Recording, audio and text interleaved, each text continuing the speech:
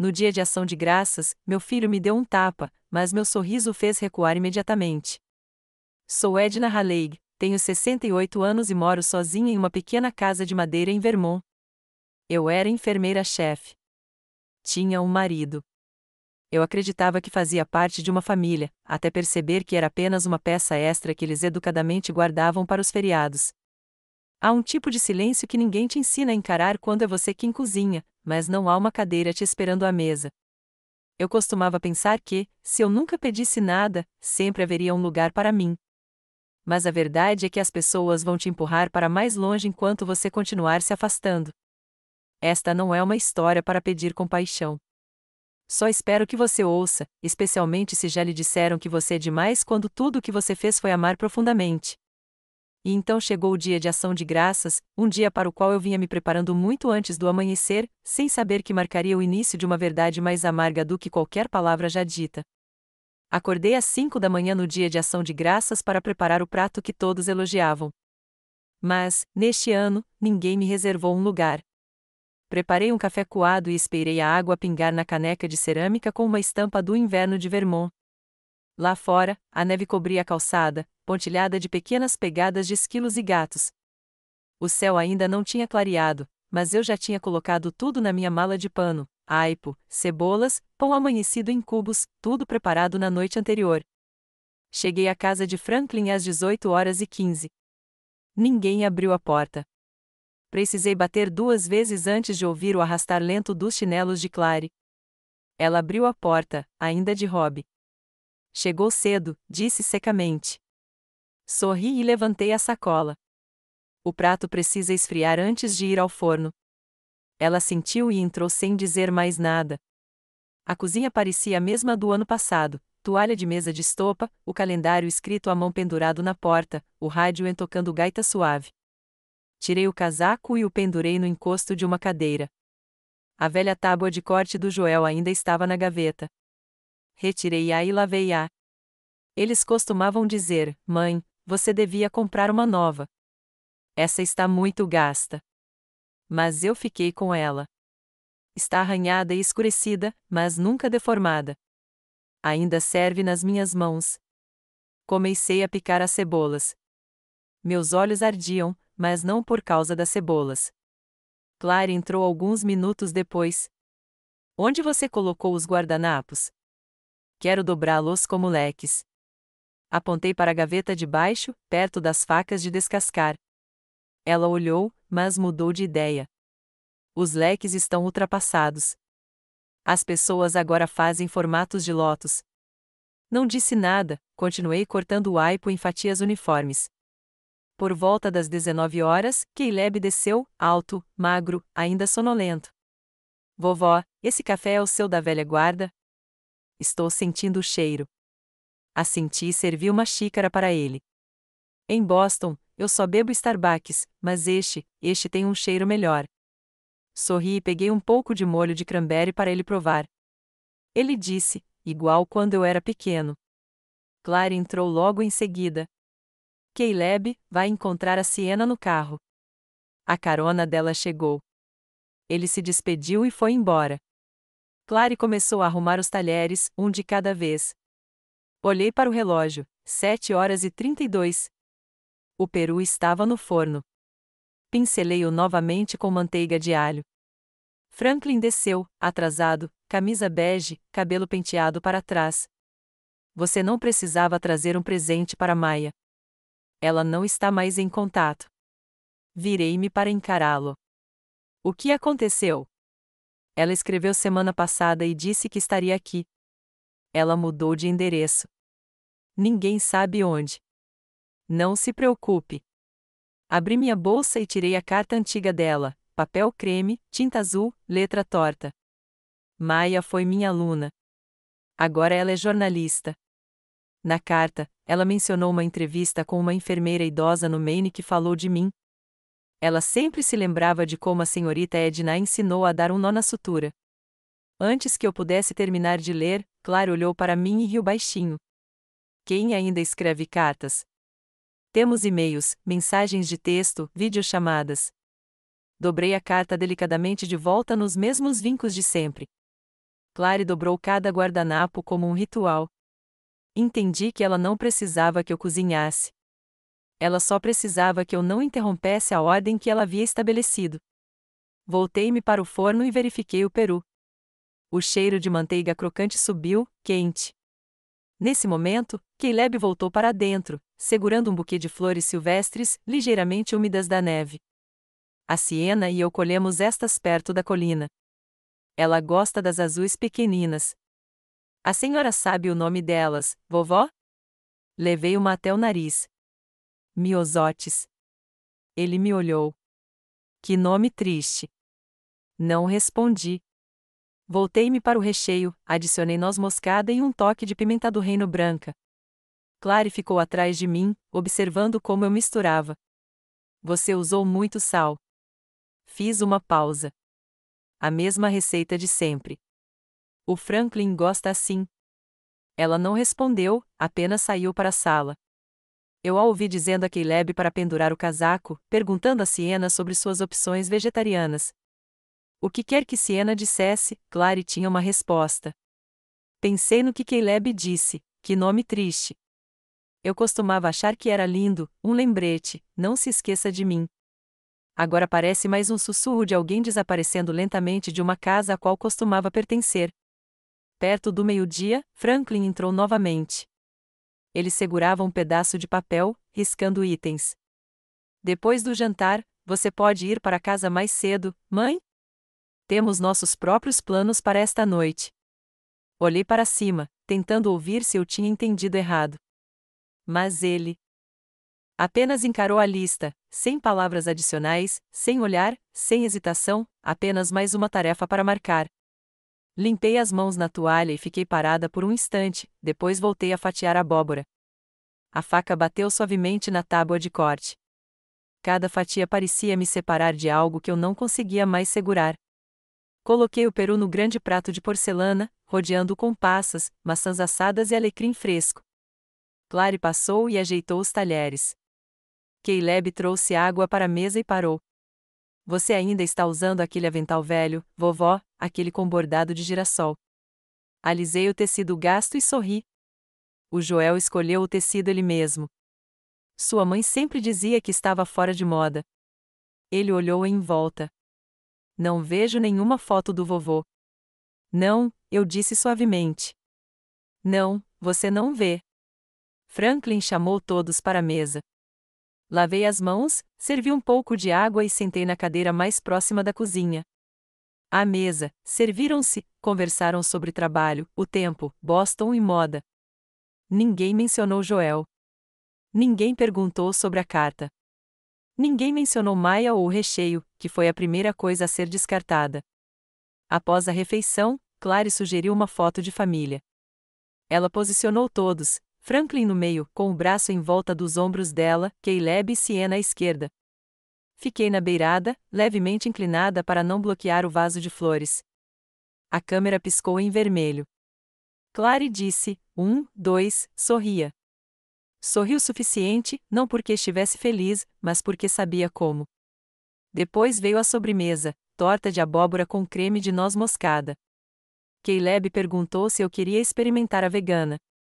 Recusei. Meu estômago estava cheio de comida, mas meu coração estava frio. Limpei os pratos e lavei as mãos em água morna. Meu avental ainda tinha uma mancha de molho de cranberry. Dobrei-o cuidadosamente para levar para casa. Clary não me pediu para ficar e limpar, mas também não me pediu para não fazer isso. Talvez nesta casa eu seja apenas alguém lembrado o suficiente para não ser esquecido, mas não o suficiente para ser mantido. Caleb trouxe uma xícara de chá quente. Cansada, vovó? Olhei para minhas mãos, dedos, pele enrugada, finas como papel a não cansada, só um pouco perdida. Ele tocou minha mão. Você ainda é importante. Assenti. Obrigada. Mas eu sabia que ele disse isso para me confortar. Franklin se virou. É melhor ir para casa, mãe. A neve está aumentando. Vamos limpar tudo. Vesti meu casaco e peguei o saco de pano com o recheio que sobrou. Clary me passou um pedaço de torta embrulhado em pergaminho. Para você. Assenti. Obrigada. Lá fora, a neve cobria os degraus. Movi-me com cuidado. O velho cachecol de Joel ainda estava enrolado no meu pescoço. O cheiro da cozinha grudava nas minhas mangas. A luz da varanda brilhava fracamente, como os olhos de Franklin sempre que eu fazia a pergunta errada. Abri a porta do carro e coloquei o cinto de segurança. O rádio ainda tocava uma música antiga, Alton Leaves, aquela que eu e o Joel costumávamos ouvir no nosso primeiro dia de ação de graças juntos. Não fui embora imediatamente. Pela janela embaçada, olhei para a casa, uma família tirando a mesa, rindo juntos, se preparando para a noite da qual eu não participaria. Não havia raiva em mim, apenas um vazio, como se eu tivesse acabado de sair de uma festa que pensei estar organizando, só para perceber que tinha sido apenas um convidado de passagem. Olhei para a cadeira vazia de Joel. Ninguém o mencionara naquele ano. Achei que já tinha feito o suficiente por hoje, mas de alguma forma a exclusão não terminou com a refeição. Sentaram-se à mesa como se eu nem estivesse ali, embora eu tivesse tostado a refeição inteira. Clary ajeitou o guardanapo à sua frente, serviu-se de uma taça de vinho branco e deslizou a garrafa para Franklin. Ninguém agradeceu. Ninguém perguntou se eu queria beber alguma coisa. Cruzei as mãos no colo, tentando não olhar para o purê de batatas, o mesmo prato que Caleb disse uma vez: ninguém faz melhor que a vovó. No ano passado, Clary disse: você deveria assinar a Casa do Lago para não termos que nos preocupar mais tarde. Eu ri na hora, pensando que era apenas um comentário superficial depois do jantar. Mas agora, ao ouvi-la apresentar a refeição à Siena como a nossa mesa de Natal, comecei a me perguntar quando exatamente fui empurrada para fora do círculo. Uma música suave tocava em um alto-falante Bluetooth perto da janela. Clary havia escolhido faixas instrumentais, o tipo de música de fundo que não carregava lembranças. Siena sentou-se perto de Caleb, ainda um pouco tímida. Ela não falava muito, mas seus olhos não paravam de se virar para mim, tentando adivinhar que tipo de avó eu poderia ser, a quentinha ou a que se apega. Sorri e peguei meu copo d'água. Clary entregou um prato para Caleb. Você devia experimentar este. O Franklin fez especial para as crianças. Olhei para o recheio que eu tinha feito, ainda intocado no prato da Clary. Peguei um pouco de molho de cranberry, deixando o vermelho vibrante me confortar. Essa receita veio da Florence. Ela me disse uma vez: manter a cozinha aquecida significa mais do que manter suas palavras aquecidas. Sorri levemente. Acho que tinha feito um bom trabalho mantendo a cozinha aquecida. Vovó, a senhora ainda se lembra dos seus tempos de enfermeira? Caleb se virou para mim, com a voz gentil. Tenho pensado. Talvez eu vá para a área da saúde. Levantei os olhos. Aquela pergunta me fez sentir vista, mesmo que por apenas um instante. Ainda me lembro de alguns turnos noturnos, principalmente no inverno. Costumávamos nos revezar andando pelos corredores, esquentando mamadeiras com água quente para evitar que os pacientes congelassem. Nossa, interrompeu Clary. Ninguém mais faz isso. Que época foi essa? Fiquei quieta, assentindo levemente. Caleb continuou me olhando, sem julgamento, sem pressa, olhos mais parecidos com os do Joel do que com os do Franklin. Franklin franziu a testa enquanto virava uma fatia de torta de abóbora. A propósito, mãe, sobre a Casa do Lago. Já cuidamos dela. Virei a cabeça, tentando ouvir com clareza. Se cuidando? Como assim, querida? Quer dizer, conversamos depois. Vamos comer primeiro. Larguei o garfo. A Casa do Lago foi construída por Joel usando o bônus da sua última promoção antes da aposentadoria. Pintávamos as paredes juntos e plantávamos lavanda perto da janela todo verão. Depois que ele faleceu, eu me mudei para cá. Foi só no outono de 2020 que eles insistiram que eu voltasse para a cidade para que pudéssemos cuidar melhor de você. Aí a campainha tocou. Franklin abriu.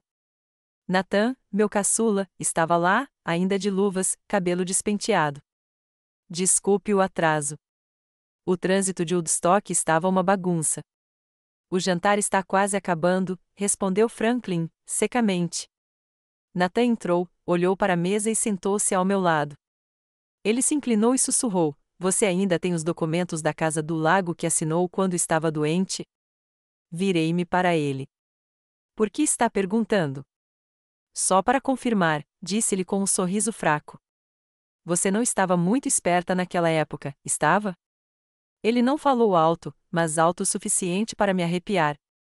Lembrei-me de cada palavra que assinei, de cada página que levei para minha cabeceira, de cada palavra que Franklin disse: é só temporário, mãe, para que eu possa pagar o IPTU para você. Antes que eu pudesse responder, Clary se pronunciou, com a voz suave como neve caindo. Você não mora mais aí. Faz sentido que a casa esteja em nossos nomes. Ninguém disse uma palavra. Até que Caleb ficou imóvel. Segurei meu copo, os dedos tremendo levemente. Clary sorriu educadamente para Siena e depois se virou para mim como se tivesse acabado de explicar algo completamente sensato. Papelada pode ser um incômodo, mãe, e nós somos melhores nisso. Assenti, pois não sabia mais o que fazer. A torta de abóbora estava fatiada. Nathan se concentrou no celular. Franklin serviu mais vinho. Caleb ainda me olhava de um jeito que eu não conseguia definir, não era pena, não era raiva, era mais como compreensão. Tentei mastigar um pedaço da torta, mas minha garganta apertou. Fazia muito tempo que eu não me sentava à mesa de um feriado e me sentia tão desnecessária, mesmo que a comida fosse minha, mesmo que aquela casa no lago fosse o lugar onde eu embalava a cada um dos meus filhos durante suas febres. Franklin falou sobre um novo projeto. Clary comentou sobre a mudança do seu escritório para perto do MIT. Nathan acrescentou algumas palavras e depois ficou em silêncio novamente. Olhei para as minhas mãos. As manchas escuras estavam mais escuras sob a luz amarela. A senhora ainda tem o seu prontuário médico, mãe? Perguntou Nathan, num tom difícil de decifrar. Sim, respondi, sem olhar para cima. Estão no arquivo do meu apartamento. Você não escreveu uma carta de agradecimento ao seu médico?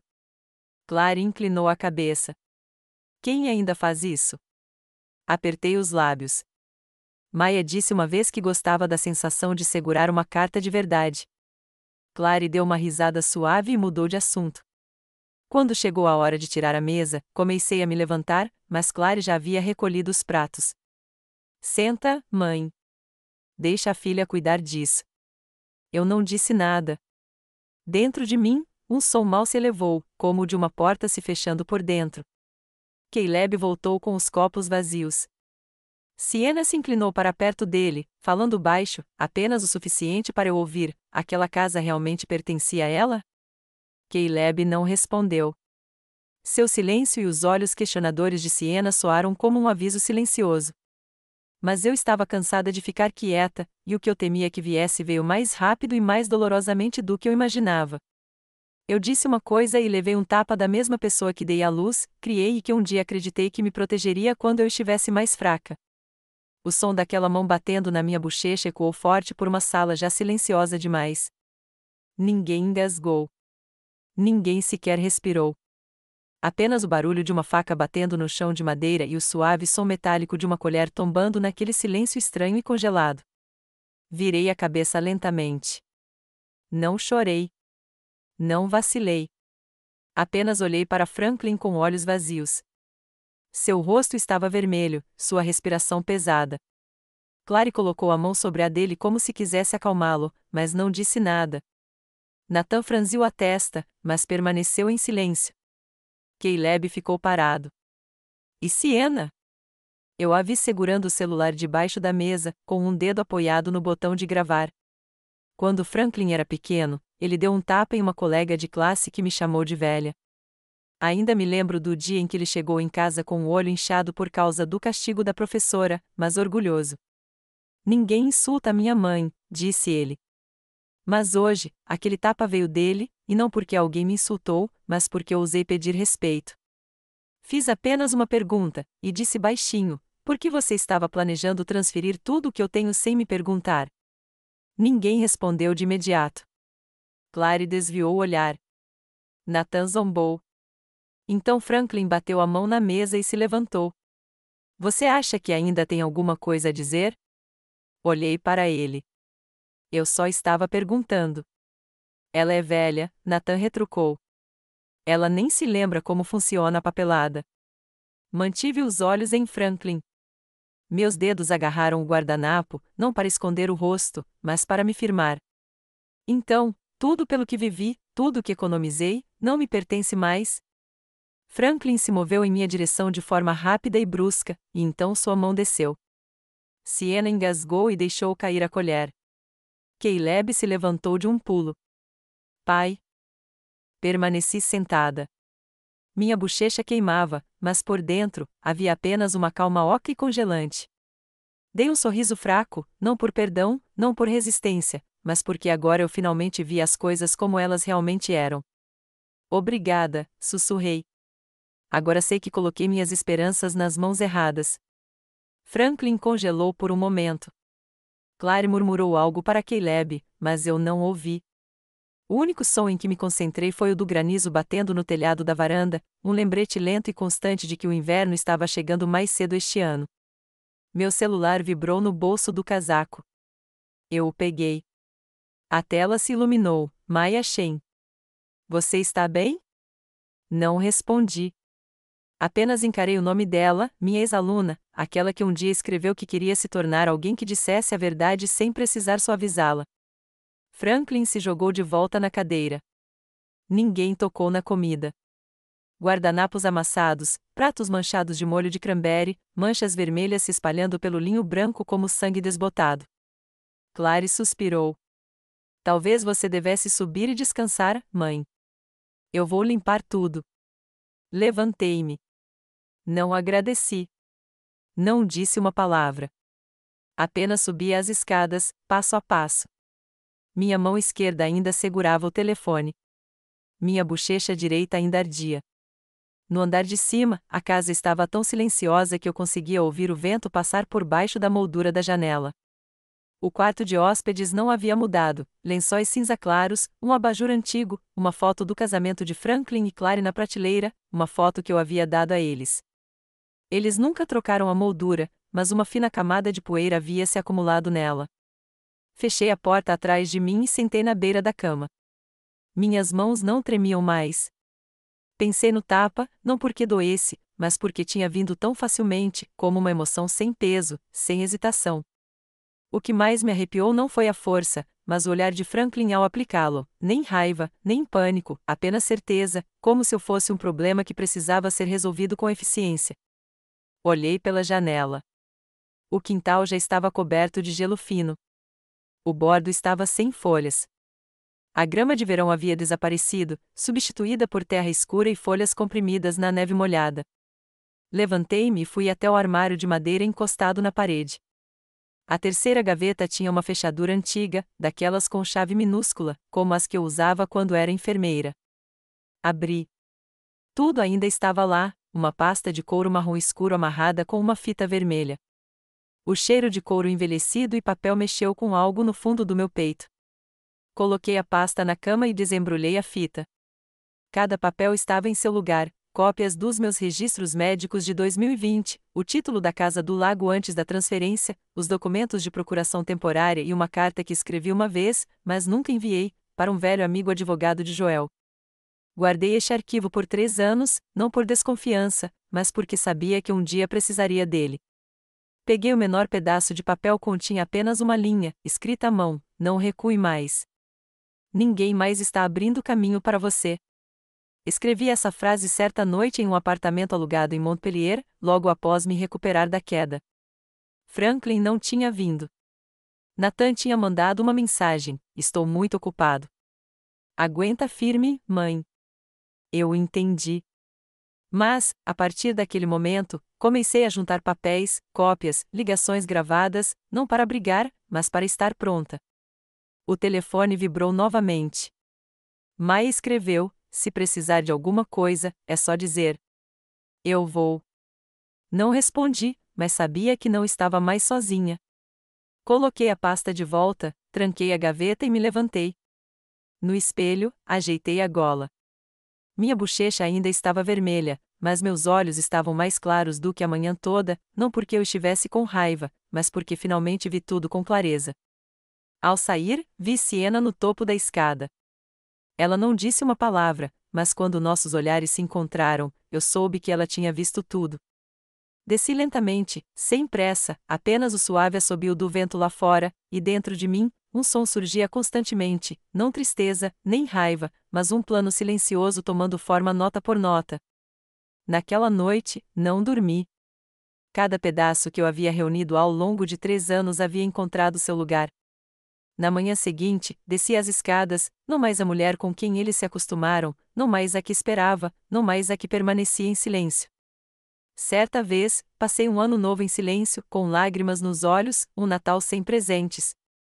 Mas neste dia de ação de graças, levei comigo uma pasta capaz de silenciar uma sala inteira.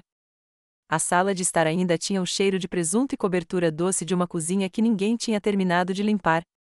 A TV estava ligada, transmitindo notícias sobre tempestades de granizo que varriam o leste de Vermont.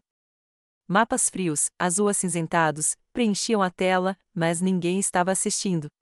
Desci as escadas agarrando a pasta de couro marrom, a única coisa naquela casa que realmente tinha algum peso. Franklin estava sentado, rolando as páginas do celular, distraído. Nathan discutia baixinho com Clary. Caleb segurava um copo d'água. Ele não estava bebendo.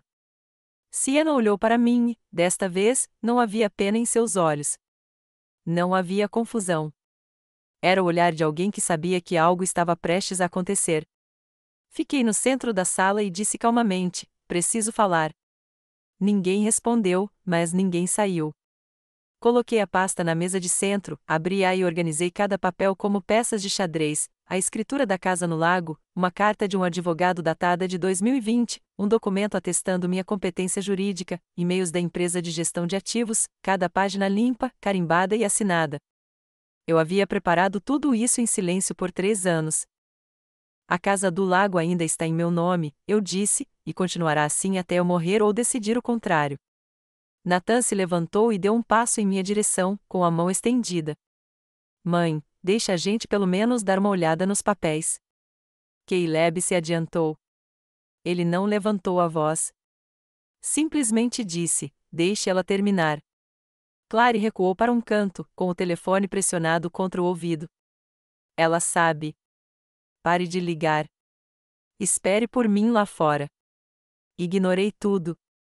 Na minha mão, eu segurava a última página, uma carta de Maya Chen, assinada, confirmando o encontro de amanhã com um jornalista de um jornal independente.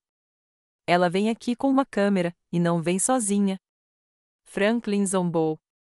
Você vai mesmo arrastar a família para a mídia? Não respondi. Olhei ao redor da sala, a mesma onde eu costumava cozinhar, limpar quadros, pendurar meias, e me disseram que eu estava fazendo escândalo. Eu tinha passado anos demais acreditando em palavras suaves que não significavam nada. Eu caí da escada, eu disse. Em 2020, passei mais de 10 dias no hospital. Ninguém veio. Só a Maya, uma ex-aluna, vinda de Nova York. Ela trouxe maçãs e perguntou apenas uma coisa: você tem alguém cuidando de você? Ninguém respondeu, mas vi o olhar de Caleb suavizar. Nathan baixou os olhos. Eu não precisava que eles falassem, não agora. Sentei-me pela primeira vez na noite e falei devagar, deliberadamente. Estabeleci um acordo privado, e se alguém tentar me internar, fique à vontade. Franklin olhou para mim, mas desta vez não havia desprezo em seus olhos, nenhuma certeza, apenas dúvida, talvez até medo. Ninguém disse mais nada depois disso. Franklin permaneceu imóvel. Não olhava para a pasta, como se ela tivesse cortado todos os cálculos que fizera. Clary ficou parada no canto, o telefone ainda na mão, mas sem ligar mais. Nathan andava de um lado para o outro, murmurando algo como não existe lei que permita que ela faça isso sem nos avisar. Recolhi os papéis com calma e os empilhei de volta na pasta de couro. Sem pressa, sem desafios, mas minhas mãos estavam firmes agora. Você vai mesmo tornar isso público? Perguntou Clary, com a voz fraca. Olhei para ela. Estou apenas compartilhando o que me pertence. Estou certa em decidir sobre a minha própria vida? Caleb saiu do seu canto. Sentou-se ao meu lado, não disse nada, mas naquele momento, eu vi. O olhar em seus olhos não era mais o de uma criança. Era o de um homem, Um homem começando a distinguir o certo do errado dentro de uma casa que se acostumara demais a distorcer a verdade. Meu celular vibrou. Uma mensagem de Maia: posso chegar mais cedo. Levo a câmera e um amigo da prefeitura. Se você estiver pronto, deixo você contar a história. Respondi: estou pronto. Então, olhei para cima e, pela primeira vez naquela noite, encontrei os olhos de Franklin. Já fiquei em silêncio por tempo suficiente, eu disse, não por fraqueza, mas porque ainda acreditava que um dia meus filhos entenderiam. Mas se eu continuar acreditando, não terei mais nada para me defender. Franklin me encarou, sem raiva, mas também sem confiança. Ele se levantou, deu um passo para trás e não disse nada. Siena falou, quase num sussurro. Acho que gravei tudo. Todos se viraram para ela. Ela continuava sentada no canto, com o celular na mão e a tela brilhando suavemente. Sua voz não era alta, mas cortava a tensão como um vento límpido. Franklin virou o olhar, fixando-se no filho e depois em Siena. E por um breve momento, vi algo cintilar nele, não raiva, mas a percepção de que havia perdido algo que não podia recuperar, o controle. Pela primeira vez naquela noite, vi Franklin, o filho que pensava ter planejado cada movimento, não mais seguro de si. Na manhã seguinte, saí daquela casa carregando minha pasta e uma resolução mais clara do que nunca. Eu sabia que não estava sozinho e que não precisava mais lutar pelas regras deles. Eu não tinha um advogado ao meu lado. Eu tinha provas, diários e uma pasta de couro que mantive lacrada por 3 anos. O escritório de advocacia de Denise Geller em Rutland tinha um leve aroma de chá de canela. Sobre a mesa, uma velha xícara de porcelana ainda soltava vapor, ao lado de uma pilha de papéis com clipes amarelos. Denise tinha uns 50 anos, cabelo grisalho e voz calma. Ela nunca me interrompia. Entraremos com a resposta amanhã de manhã cedo, disse ela. Entrei em contato com o cartório e, com base neste arquivo, ela bateu o dedo nos documentos que eu lhe entregará. Eles não têm o direito de requerer o controle, a menos que possam provar que você está legalmente incapacitada. Não disse uma palavra, apenas assenti. Siena havia enviado a gravação de áudio naquela mesma noite. Caleb havia escrito uma declaração assinada, incluindo fotos da cozinha daquela noite. Pedi a Maia que imprimisse o rascunho do artigo. Eu ainda não o tinha lido na íntegra. Só vi o título, Mãe no Limite. Precisaremos de uma cópia do banco, acrescentou Denise, um registro dos saques dos últimos 6 meses. Enfiei a mão na minha bolsa de pano e tirei um envelope fino. Aqui. Fui ao banco na semana passada.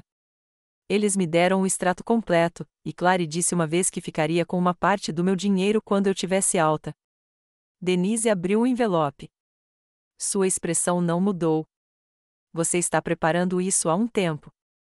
3 anos, eu disse, desde a primeira vez que me disseram, mãe, não vá mais às compras sozinha. É perigoso. Naquela tarde, voltei para a casa do lago, a casa que ainda tinha meu nome na escritura, apesar do que eles acreditavam. O céu estava nublado. Um policial estava parado no portão da frente, exatamente como eu havia solicitado através do escritório de Denise, não porque estivesse com medo, mas porque queria uma testemunha, caso fosse necessário. Maia chegou à 1 da tarde. Ela estava mais magra do que nas fotos, com o cabelo preso para trás e óculos redondos no nariz. Com ela veio um homem de meia idade, membro do conselho municipal. Você gostaria que eu gravasse isso? Perguntou Maia. Só posso gravar o áudio se você não se sentir confortável. Balancei a cabeça. Faça do seu jeito. Só não embeleze nada. Não vou, disse ela. Sentamos na sala de estar. Reabri a pasta e organizei tudo com cuidado: contratos, cartas escritas à mão, fotos, até a gravação de Clary repreendendo Siena na cozinha por deixar Caleb se envolver em assuntos de adultos. Maia escreveu em silêncio. Ela só fez 3 perguntas e, quando respondi, não falei com a voz de uma mãe traída. Falei com a voz de alguém que se acostumou a não ser acreditado e que, desta vez, trouxe provas. No final da tarde, Maia desligou o gravador. Ela me olhou por um instante e depois assentiu. O artigo será revisado dentro de 3 dias, mas, honestamente, acho que só o título já é suficiente para fazer algumas pessoas pensarem 2 vezes. Não respondi, apenas olhei pela janela. A neve começava a cair. Na manhã seguinte, Denise me acompanhou até o tribunal do condado. A sala era pequena, com painéis de madeira escura, perfumada com cera velha e limpador de piso. Poucas pessoas, apenas alguns funcionários e 3 pessoas que eu chamava de família. Franklin usava um terno azul marinho, com o rosto cansado. Clary não estava lá. Nathan entrou atrás, em silêncio. Eu fiquei no centro da sala. À minha frente estava o juiz, com a placa de identificação na mesa. Ao meu lado estava Denise, segurando a pasta. Eu não tinha preparado um discurso. Não tinha escrito nada. Levei apenas 3 coisas: meu documento de identidade, a pasta e um bilhete escrito à mão por Caleb. Minha avó não é louca. Ela só não quer ser tratada como se não existisse. Denise entregou a gravação, os extratos bancários e os depoimentos de Sienna e Caleb. Maya não estava presente, mas o rascunho do seu artigo já havia sido registrado. Franklin não se opôs. Nathan também não. Quando o juiz perguntou se alguém tinha comentários adicionais, não disseram nada. Olhei para Franklin. Tenho documentos. Tenho provas. Não preciso mais que meus filhos decidam a minha vida por mim. Ninguém me impediu. O juiz simplesmente assentiu, confirmou a validade da minha documentação e declarou que meus direitos legais e minha capacidade mental estavam intactos. Não há fundamento para tutela, disse ele. Quando saí do tribunal, Franklin já estava se afastando rapidamente, sem dizer uma palavra. Nathan se dirigiu para o final do corredor, e a câmera de Maya, posicionada logo depois do corredor lateral, só conseguiu flagrá-los de costas. Não o segui, não perguntei por quê. Atravessei as pesadas portas de madeira e saí para o frio, sentindo o ar do inverno pressionar minha gola, um lembrete de que eu estava viva. E desta vez, eu pude decidir o que isso significava. Depois de tudo, recuperei minha autonomia. Mas o que eu senti não foi triunfo. Foi paz, uma paz mais profunda, a paz que eu vinha buscando silenciosamente há anos. Eu costumava achar que precisava de um pedido de desculpas. Mas o que eu realmente precisava era de um momento de silêncio e de uma cadeira que eu escolhesse para mim. Esta manhã, as cortinas brancas balançavam como ondas. O lago em frente não estava mais congelado. Sua superfície refletia o céu pálido do início de junho. Preparei chá na minha velha chaleira de porcelana, cortei uma fatia da torta de maçã que havia assado na noite anterior e coloquei tudo na longa mesa de madeira sob a janela com vista para o lago. A velha poltrona, aquela que Joel comprou em 1982 numa pequena loja de móveis em Montpellier, ainda estava no mesmo lugar. Toda vez que eu a limpava, lembrava-me do que ele costumava dizer: esta cadeira não é especial, exceto pelo fato de nos pertencer. Clary a chamava de ultrapassada. Franklin queria doá-la, mas eu a guardei, como uma parte de mim a quem ninguém tinha o direito de precificar. O correio trouxe um cartão postal azul hoje, escrito à mão, com letras caprichadas, a letra do Caleb. Vovó, eu escolhi sociologia. A maior lição da minha vida veio de você. Obrigada por não ficar em silêncio. Nunca vou esquecer isso. Encostei o cartão no bule. Não li mais. Não precisava. Maya chegou às 9 horas. Ela carregava uma grande bolsa de lona com uma caixa de som Bluetooth, alguns livros e uma cópia impressa do seu artigo, o que saiu na primeira página na semana passada. O título: A Cadeira Esquecida, Histórias de Mães Levadas ao Limite. Não perguntei quantas pessoas leram. Não perguntei se Franklin viu. O que importava já estava diante de mim: Maya, um círculo de 6 mulheres sentadas no quintal e a luz do sol filtrando-se através das folhas de bordo para o pátio de tijolos. Mary, ex-escrivã, agora usava cabelos grisalhos e óculos de leitura. Ao lado dela estava Rhonda, divorciada aos 55 anos. 2 outras mulheres haviam se mudado recentemente para Vermont após se aposentarem. Ninguém perguntou por que alguém estava ali. Ninguém exigiu histórias, mas quando comecei, eles ouviram. Ninguém olhou as horas. Não falei muito, apenas compartilhei alguns momentos: aquela noite de ação de graças, o som da faca batendo no chão, a pasta que guardei trancada por 3 anos e o sorriso que dei ao meu filho logo após o tapa. Maya leu a primeira linha do seu artigo. Sua voz tremeu levemente. Dizem que uma mãe é o alicerce de uma família, mas os alicerces racham e, quando ninguém olha para baixo, podem ruir sem aviso. O grupo ficou em silêncio. Assenti, sem saber se por causa das palavras ou por mim mesma. De qualquer forma, eu havia sobrevivido ao inverno e agora estava ali, em uma casa que ninguém mais queria tomar. Depois da leitura, Maya ficou para me ajudar a limpar a mesa. Não conversamos muito, apenas dobramos guardanapos, lavamos pratos e deixamos o silêncio se instalar suavemente entre nós. Servi mais chá em 2 xícaras pequenas. Não combinavam, mas ambas estavam intactas. Maya olhou para mim como se fosse dizer algo, mas depois apenas sorriu. Quando escrevi aquele texto, disse ela, pensei que as pessoas iriam reagir. Mas o que me surpreendeu foi a quantidade de pessoas que escreveram para agradecer. Assenti. Uma mulher de Montana, continuou ela, disse, achei que eu era a única que se sentia invisível. Eu não tinha certeza se me sentia triste ou aliviada. Nós, as mães quietas, nunca tínhamos estado sozinhas, apenas dispersas, cada uma sentada à beira de uma mesa, acreditando que a paciência um dia seria compreendida. Nem todos me traíram, e nem todos precisam de perdão. Caleb, o menino que um dia segurou minha mão no ponto de ônibus, tinha crescido e optado por ficar na luz. Maya, a ex-aluna que um dia me enviou cartões postais de Nova York, tornou-se a voz daqueles que nunca foram ouvidos.